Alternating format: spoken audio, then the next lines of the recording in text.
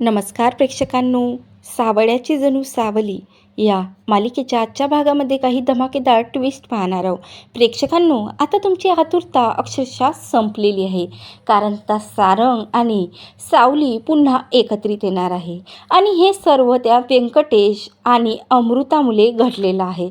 खरंच आता अमृता आणि व्यंकटेश असं नेमकं काय डाव रचणार आहे की हे पुन्हा दोघं एकत्रित येणार आहे, हे सविस्तर आपण या व्हिडिओद्वारे पाहणार आहोत. म्हणून प्रेक्षकांनो, व्हिडिओ स्किप न करता शेवटपर्यंत पहा आणि आवडल्यास लाईक आणि सबस्क्राईब नक्की करा.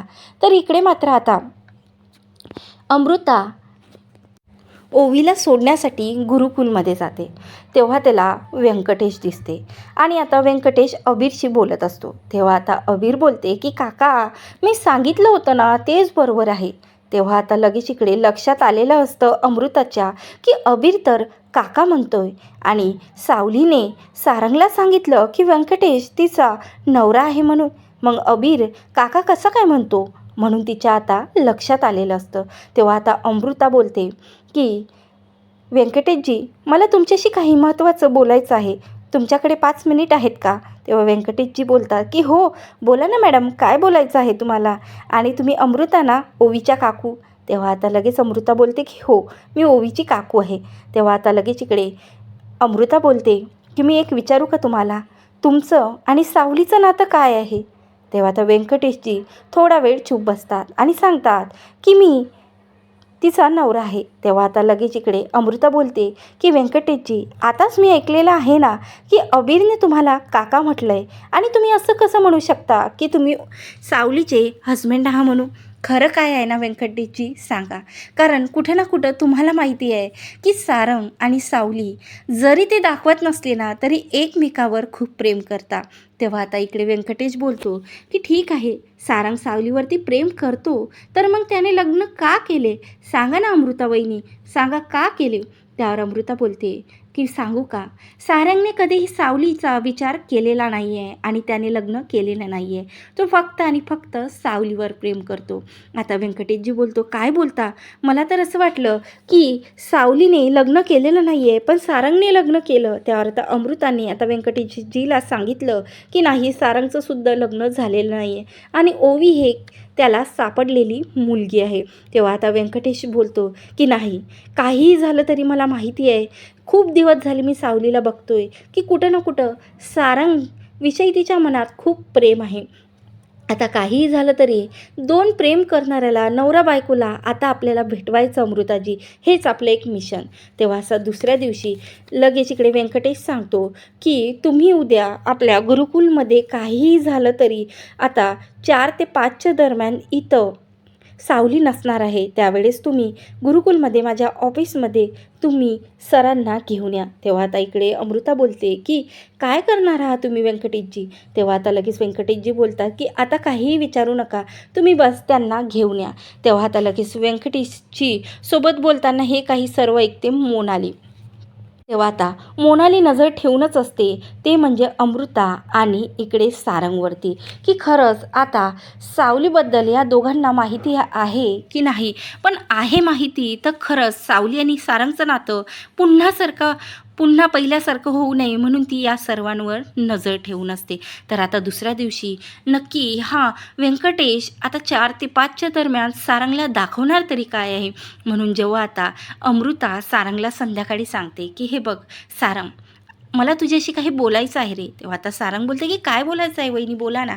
तू माझ्यासोबत मी म्हणणार त्या ठिकाणी चालशील का आणि न विचारता? त्यावर आता सारंग बोलते ठीक आहे. तेव्हा आता सारंगसुद्धा इकडे वहिनीला काहीही न विचारता आता वहिनीसोबत लगेच गुरुकुलमध्ये येते. तेव्हा सारंग बोलते की वहिनी, हे तर गुरुकुल आहे आणि इथं मला कशासाठी आणलं तुम्ही? त्यावर आता लगेच इकडे व्यंकटेश येतो आणि बोलतो की या आतमध्ये या अमृता वहिनी. तेव्हा आता अमृता सारंगला घेऊन आता व्यंकटेशच्या ऑफिसमध्ये जाते. तेव्हा आता लगेच व्यंकटेशला बघून सारंगला वाटते की हा तर सावलीचा नवरा आहे ना, आणि याच्याकडे काय काम आहे तुम्हाला? त्यावर आता हे सर्व काही ऐकत असते, दुरून बघत असते ती म्हणजे मोनाली. आता मोनाली म्हणते की सावलीचा नवरा म्हणजे आता हे काय नवीन मॅटर?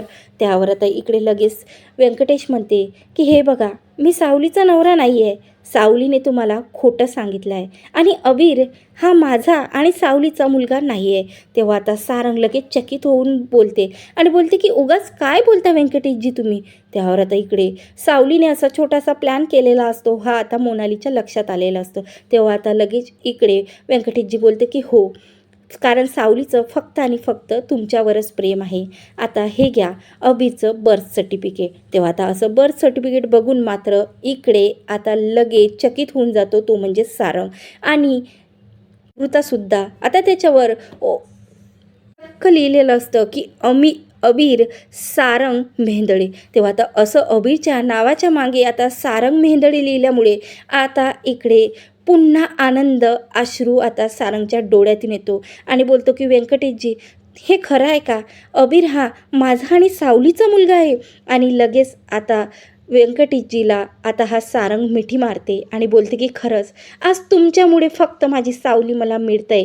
आणि त्यावर इकडे आता मोनाली बोलते अरे बापरे, म्हणजे सारंग आणि सावलीचा मुलगासुद्धा आहे, म्हणजे मेहेंदळे घराचा वारीस.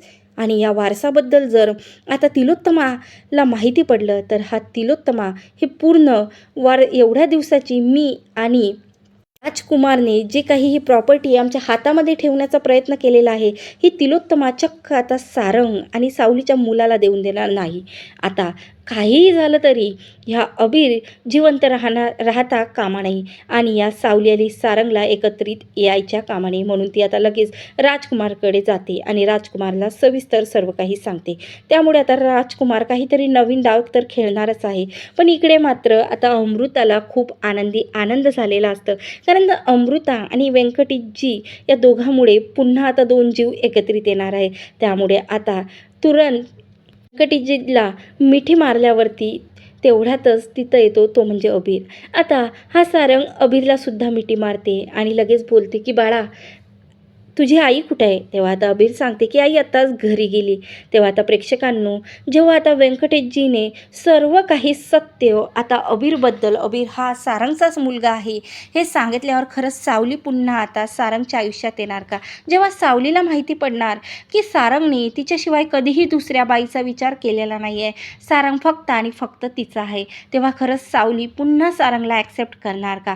पण आता इकडे राजकुमारला अबीरबद्दल माहिती पडलं, हे सत्य जेव्हा बाहेर येणार तेव्हा मात्र खूप मोठा राजकुमार धमाका करणार आहे. आता त्याला तर माहिती पडलेलंच आहे. खरंच आता पुन्हा या दोन जीवाला आणि अबीरला आणि सारंगला बापलेकाची भेट आता हा राजकुमार घडवू देणार का आणि तिलोत्तमासमोर हे सत्य पोचणार का, असं सविस्तर व्हिडिओ आपण लवकरच पाहणार आहोत. आता मालिकेमध्ये असा जबरदस्त धमाका आपल्या समोर लवकरच येणार आहे.